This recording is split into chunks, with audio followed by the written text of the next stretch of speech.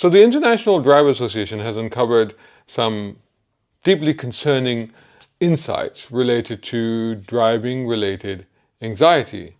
This is based on a recent study, and I'll put the link for that in the description below.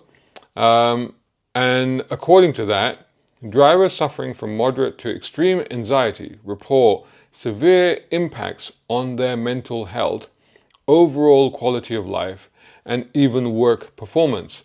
This growing trend is not just a personal issue for those affected, it's a public health concern that needs far more attention. I think that is fairly obvious. This is a quote: "Every year more individuals are typing their fears into search engines looking for solutions to driving anxiety," according to Juliana Marshall, a travel expert with the International Drivers Association. In fact, over the past decade, a staggering 75,000 global search queries on this subject have been recorded, marking a significant rise in awareness and, more worryingly, the prevalence of driving anxiety itself. So what's going on? Why is this happening? Well, let's get into that right after this. A brown car guy.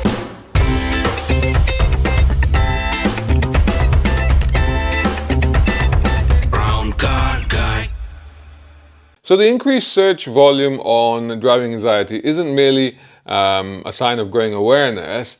It also reflects the rising occurrence of this condition. In other words, it's affecting more people and it's on the rise. And there are several key factors that are contributing to this. So I'll go through them. Number one, increased road traffic complexities. Now, as our cities continue to expand and infrastructure becomes more intricate, the act of driving has grown increasingly challenging. More vehicles on the road lead to heightened congestion, increased chances of road rage, and greater exposure to potentially risky driving scenarios. And these conditions can trigger or exacerbate anxiety in drivers. For those already prone to anxiety, navigating crowded urban roads full of intersections, signals, and lane changes can feel overwhelming. It can make them feel more vulnerable to stress behind the wheel. Then you factor in the fear of driving stimuli, specific triggers like tunnels or bridges or even bad weather. All of these can actually also spark anxiety. These conditions are often perceived as highly dangerous by those with driving anxiety, and they may go to great lengths to actually avoid them rather than tackle them on, and that will just further compound their fears. I'm going to come back a little bit more to the whole road traffic complexity thing, because I think if you live in a big city like we live in London, and I used to live in central London, grew up in central London, born in central London, and I used to drive around in central London back in the day, and I could do it. It wasn't a problem.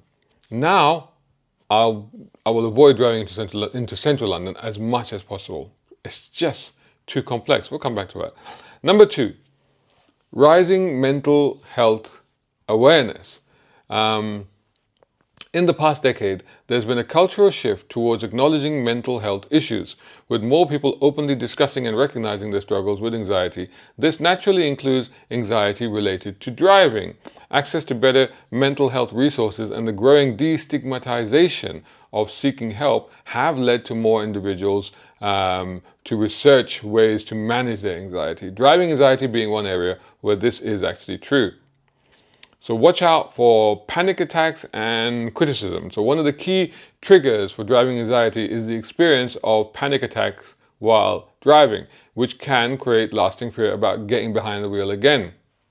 Criticism from passengers and also even from driving instructors can also heighten this anxiety, making the individual feel more incapable or insecure about their abilities. For some, this anxiety may be linked to traumatic experiences such as car accidents, which trigger symptoms of post-traumatic stress disorder, PTSD. I'll come back to that a little bit more.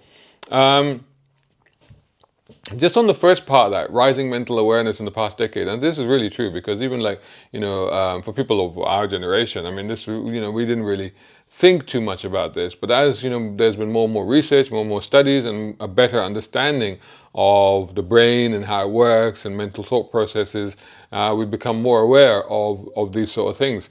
And I think that definitely, it's worth being honest if you're in that situation and seeking help. And I'll come back to that a bit more later on. So again, coming back to, the causes of this, number 3, technical enhancements in vehicles.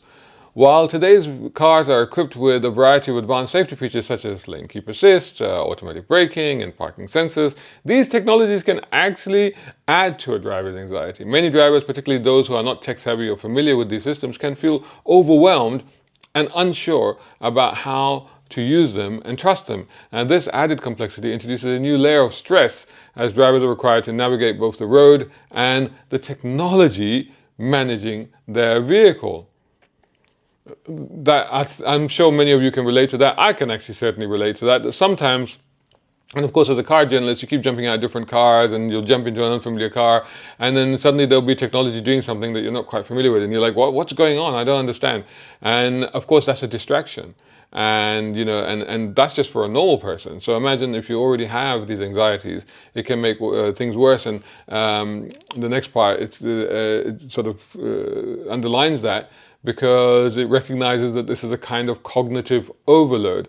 Anxiety directly impacts the driver's ability to focus and make quick, accurate decisions. It creates cognitive overload, which impairs reaction times and judgment. This may lead to more frequent driving errors and increased stress, further reinforcing the individual's fear of driving. Coming back to number 4, societal pressure for constant mobility. It's an interesting one, this. Today's society demands constant mobility. There is pressure to always be available and ready to travel at a moment's notice, whether for work, social obligations, or family responsibilities. For those with driving anxiety, this expectation can be overwhelming. They may feel judged or as though they are falling short and unable to meet the demands of modern life. This societal pressure only exacerbates the anxiety, making them feel even more isolated and trapped by their own limitations.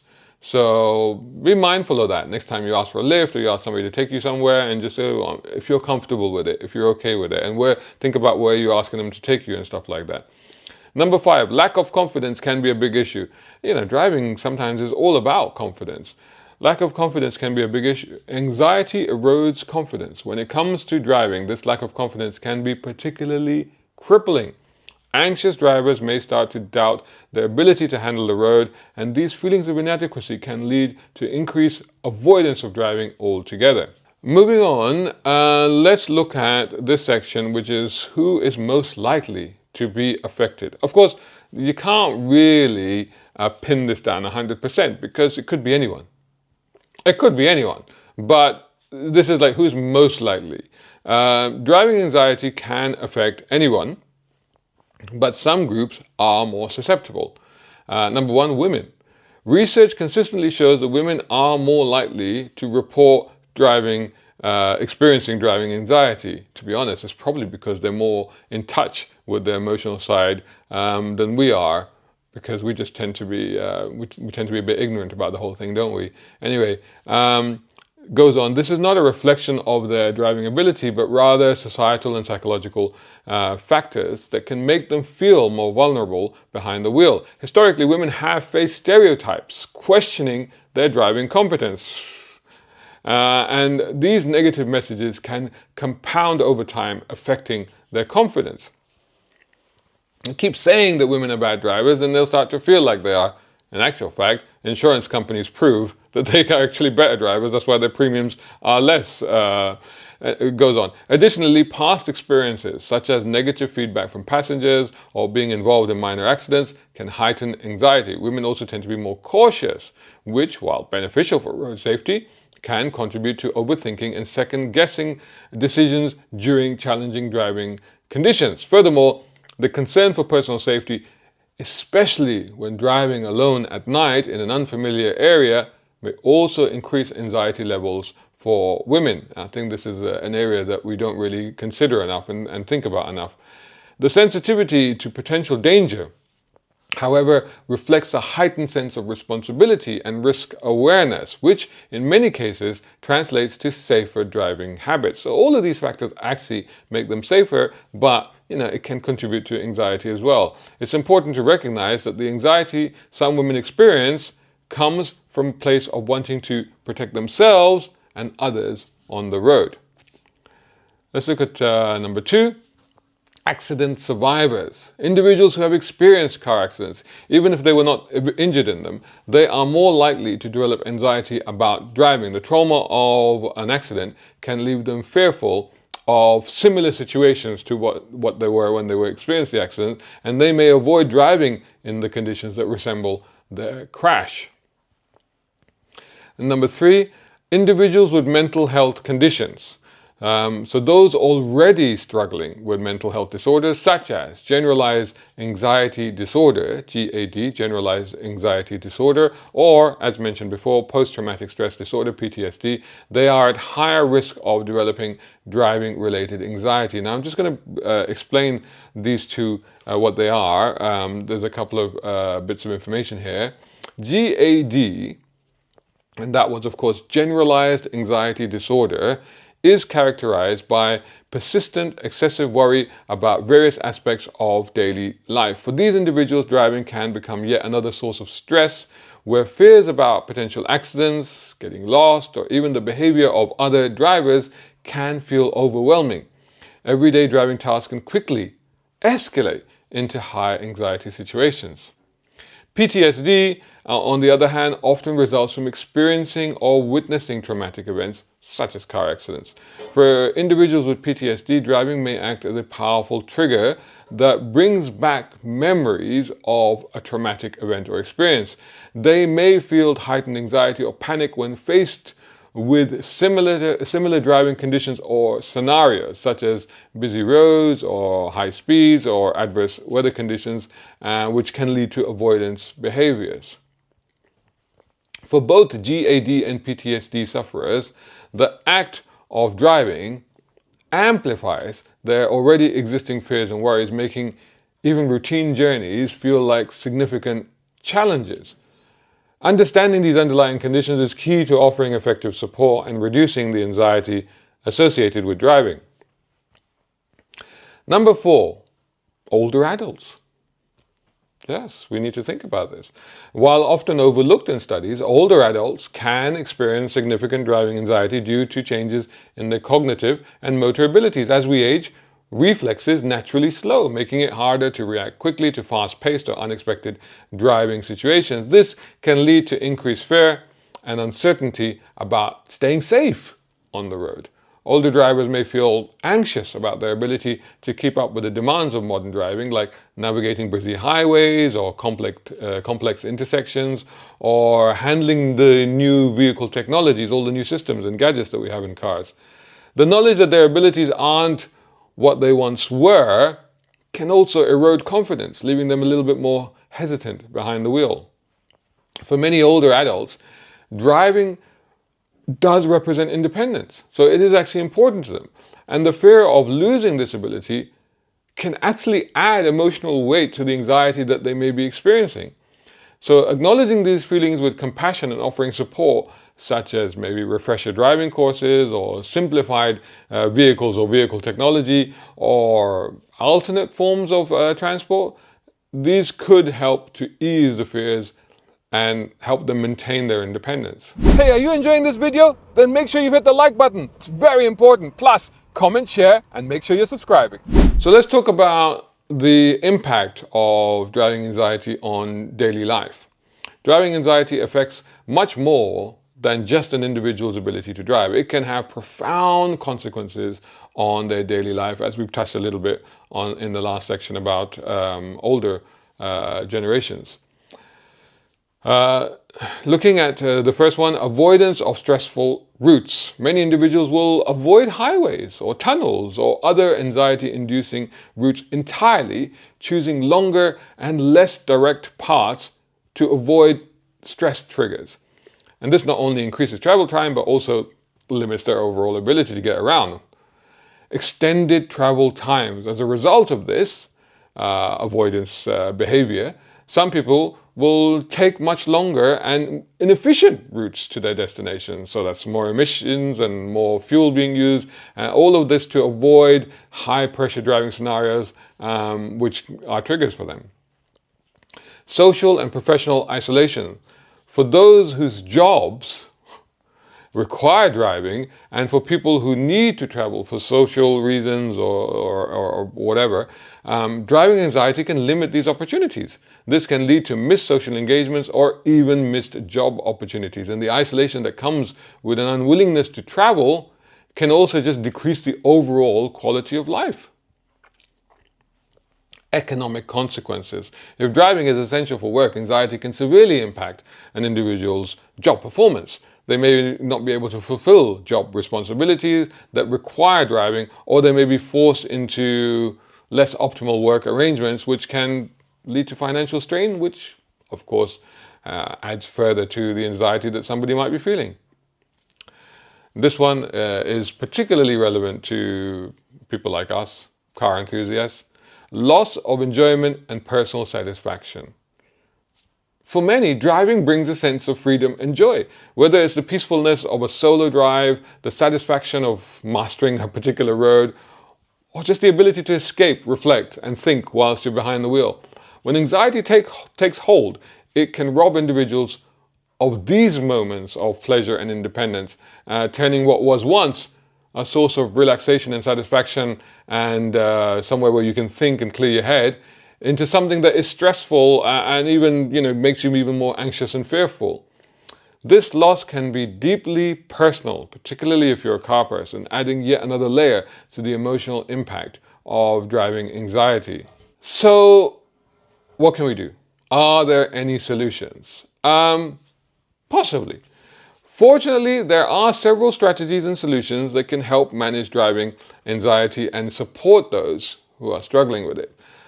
Number one, gradual exposure. One of the most effective techniques is to gradually increase exposure to driving. I guess it's particularly true if you've had like PTSD, or you had a traumatic incident or something. Gradually increase your exposure to driving. Start with short, familiar routes on quiet roads where the anxiety feels manageable. As confidence builds, begin to tackle more challenging situations like driving in light traffic or unfamiliar areas, or maybe at night.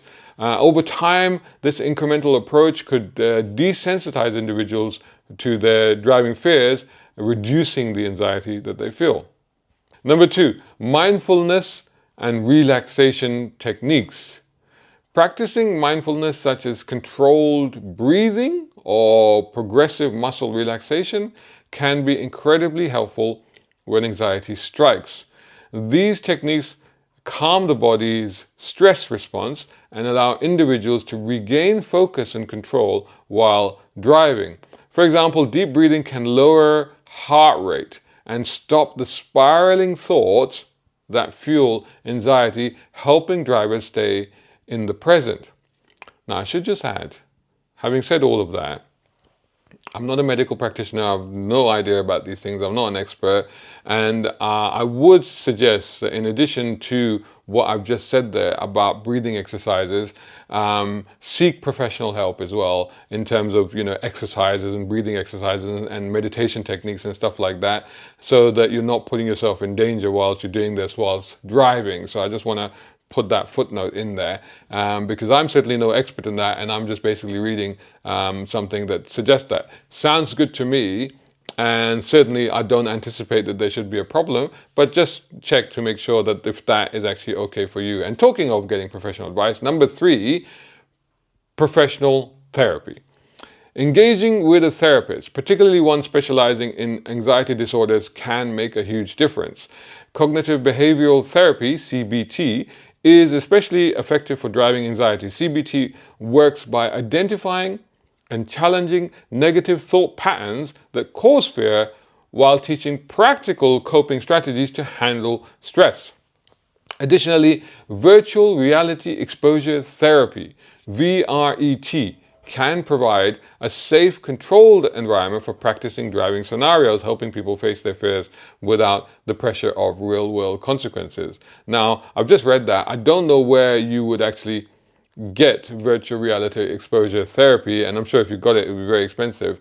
Again, I know like the NHS in the UK, for example, does offer avenues to get therapy. I know in other places you have to approach it and pay for it, but have a look at it, and if you feel that you need professional help, then you probably should go and find out more about it and check it out. Number 4, driving courses. This is not a bad idea. So for example, taking advanced driving courses can significantly boost confidence. For instance, the Institute of Advanced Motorists, IAM, that offers advanced driving certification. Now, this will not only improve your driving skills, but it could also, well, actually it does, lead to reduced insurance premiums, because some insurance companies will reduce your premium if you have this certificate. Additionally, look at track driving courses, high performance training, advanced driver training. These all can help drivers overcome fear by mastering vehicle control in a safe, controlled environment. These type of courses allow drivers to handle cars at higher speeds, on the limit, and in more complex scenarios, and that will improve overall confidence as well as your safety behind the wheel. Number 5, public awareness campaigns. As stated right at the beginning of this, we weren't really aware of these kind of things, and I think certainly for a generation such as mine, this was not something that we used to think about a lot. So public awareness campaigns could help. Educating the public about anxiety, driving anxiety, through awareness campaigns can help reduce the stigma around it and encourages those affected to seek help early. These campaigns can inform drivers of the available resources, support networks, and coping strategies, making it clear that they're not alone and that help is accessible. Now, this is really something for the government to do, but people like me, through videos like this, can also help with that to improve the awareness and offer whatever help, or what I might do actually is search out a few links and put them in the description, and perhaps those can help you. Number 6, again, something that's more for city planners and governments: road design and safety improvements. Road infrastructure can play a significant role in alleviating driving anxiety. Implementing clearer signage, better lighting, and well-designed junctions or intersections can reduce stress. Addressing known anxiety-inducing areas such as tunnels or sharp bends by making them safer and more navigable can greatly help anxious drivers feel more confident.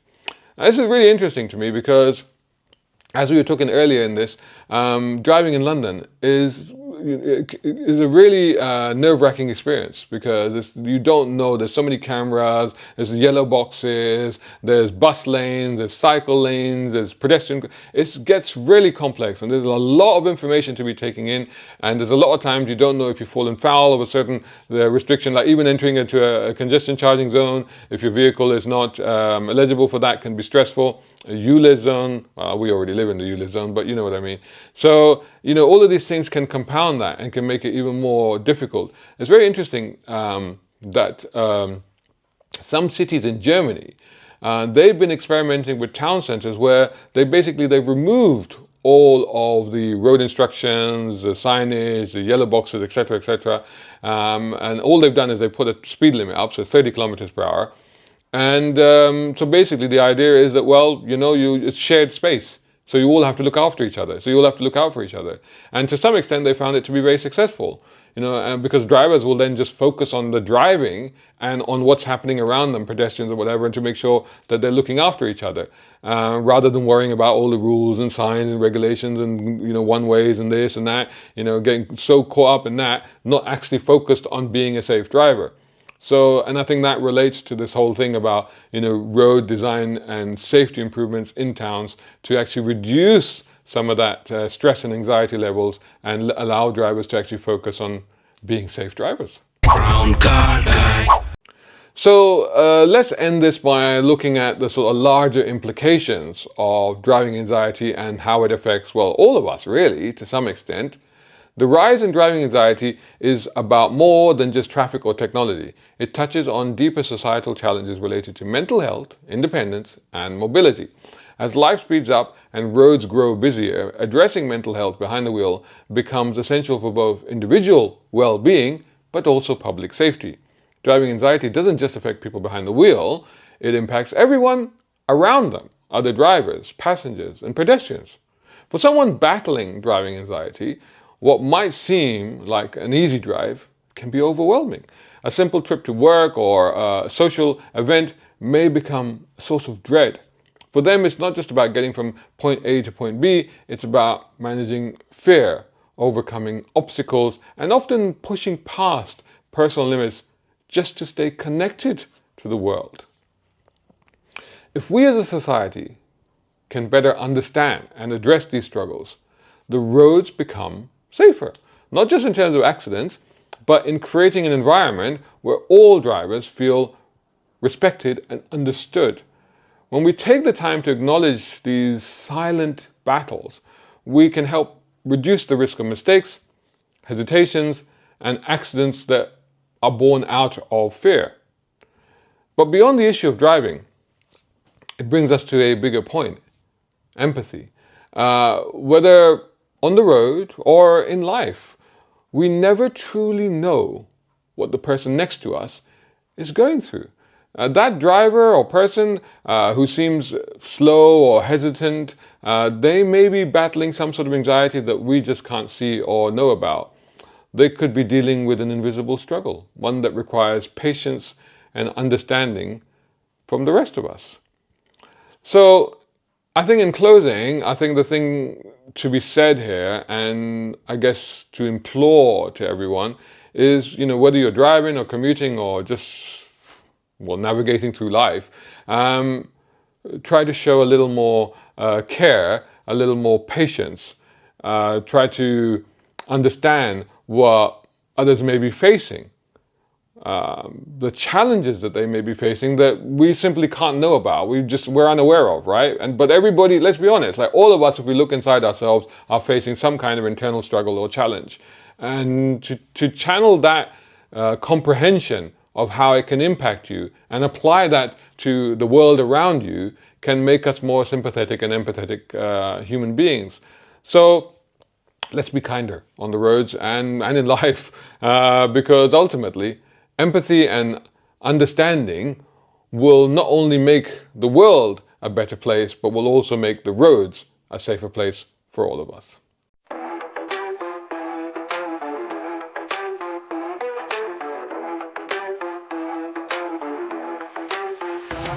Yo, it's quantum race, tales from the future's face. 13 stories gonna take you to outer space. From Martian canyons deep to Dubai's high rise. Secret lives, AI drives to the man who flies. Pedal to the metal in a 325. Race through time, keeping hope alive. AI takeovers, more lines than blur. Get your engines ready, rev it up for sure. Quantum races, lessons at the finish line. Fast-paced fiction, it'll blow your mind.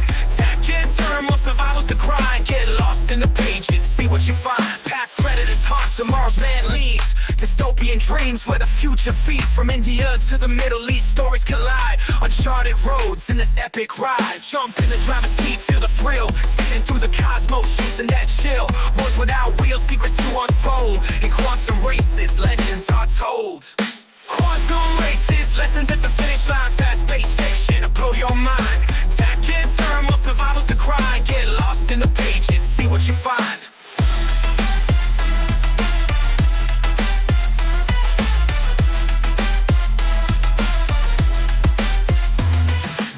Shout out time, guys. Thank you so much. Hey, if you enjoy my content, why not get involved? Buy me a coffee. You can do that at either of these links. Or if you're watching on YouTube, buy me a thanks or take out a membership. It all helps. It really does.